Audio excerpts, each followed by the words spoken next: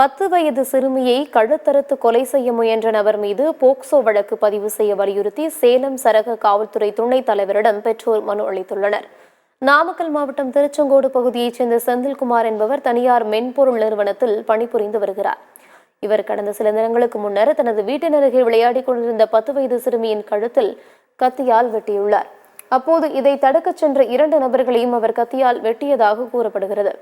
இதில் படுகாயமடைந்த சிறுமி மருத்துவமனையில் சிகிச்சைக்காக அனுமதிக்கப்பட்டுள்ள நிலையில் செந்தில்குமாரை காவலர்கள் கைது செய்து சிறையில் அடைத்துள்ளனர்.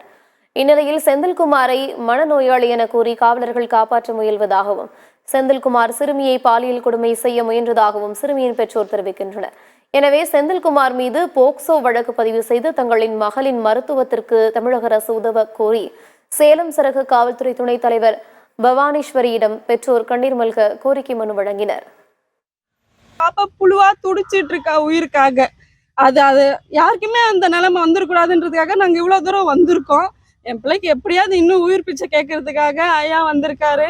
தயவு செஞ்சு எல்லாரும் ஏதாவது எங்களுக்கு கொஞ்சம் உதவி பண்ணி பாப்பாக்கான நியாயத்தை நீங்க வாங்கி கொடுக்கணுங்க. எப்படியாவது எங்க பிள்ளைய காப்பாத்துங்க. காவல்துறை உரிய நடவடிக்கை எடுத்தாங்களாமா? இப்ப வரைக்கும் இல்லைங்க, பாத்துட்டு இருக்கோம், எடுத்துட்டு இருக்கோம். எங்க வேலையை நாங்க செஞ்சுட்டு தான் இருக்கோம் அப்படி சொல்றாங்க. ஆனா என்ன செஞ்சுட்டு இருக்காங்கன்றது இது வரைக்கும் எங்களுக்கு தெரியலங்க.